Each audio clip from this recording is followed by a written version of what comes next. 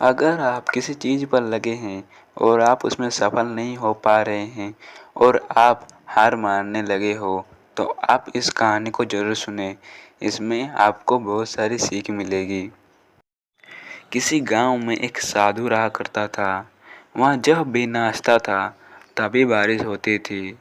इसलिए गांव के लोगों को जब भी बारिश की ज़रूरत होती तभी ये लोग उस साधु के पास जाते और उनसे अनुरोध करते कि वे नाचें।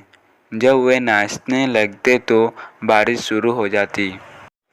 कुछ दिन 4 लड़के शहर से गांव में घूमने आए। जब उन्हें यह बात पता चली कि किसी साधु के नाचने से बारिश होती है तो उन्हें यकीन नहीं हुआ। शहरी पढ़ाई लिखाई के घमंड में उन्होंने गांव वालों को चुनौती दे दी कि अगर हम भी नाचेंगे तो बारिश होगी, और अगर हमारे नाचने से बारिश नहीं हुई तो साधु के नाचने से भी बारिश नहीं होगी। अगले दिन सुबह सुबह गांव वाले उन चारों लड़कों को लेकर साधु के कुटिया के पास लेकर पहुंच गए। गांव वालों ने साधु को सारी बात बताई। फिर उन लड़कों ने नाचना शुरू किया। पहले लड़के ने नाचना शुरू किया। आधा घंटा बीत गया। फिर पहला लड़का थक गया और वह बैठ गया, पर बादल नहीं दिखे। कुछ देर बाद दूसरे लड़के ने नाचना शुरू किया। 1 घंटा बीतते बीतते वह भी थक कर बैठ गया। बाकी दोनों लड़कों ने ऐसा ही किया, पर बारिश नहीं हुई। अब साधु की बारी थी। साधु ने नाचना शुरू किया। 1 घंटा बीत गया, पर बारिश नहीं हुई। साधु तब भी नहीं रुका, वह नाचता ही रहा। नाचते नाचते 2 घंटा बीत गया, पर बारिश नहीं हुई। 4 घंटे बीत गए, पर बारिश नहीं हुई। लेकिन साधु तो रुकने का नाम ही नहीं ले रहा था। धीरे धीरे शाम ढलने लगी।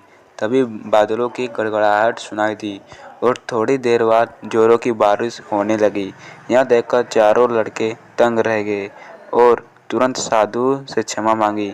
फिर चारों लड़कों ने साधु से पूछा, बाबा ऐसा क्यों हुआ भला? हमारे नाचने से बारिश नहीं हुई और आपके नाचने से बारिश हो गई। साधु ने उत्तर दिया, जब मैं नाचता हूँ तो 2 बातों का ध्यान रखता हूँ।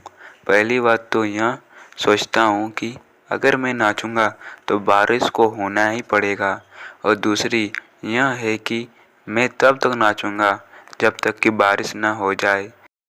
इस कहानी से हमें यह सीख मिलती है कि सफलता पाने वाले में भी यही गुण विद्यमान होते हैं।